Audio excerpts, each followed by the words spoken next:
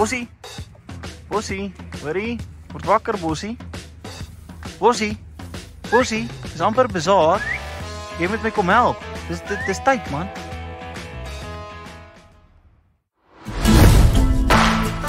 Daar is jy. Is terug.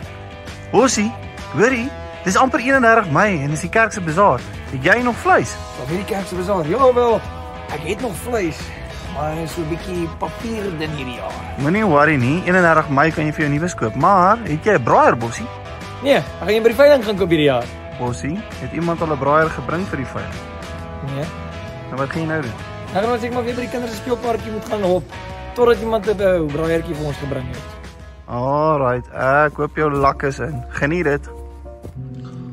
Gossie, toch kyk hoe sit hy daar so alleen. Ek wonder of hy maatjies het, want dit is so, ons dog is 'n kuierfees.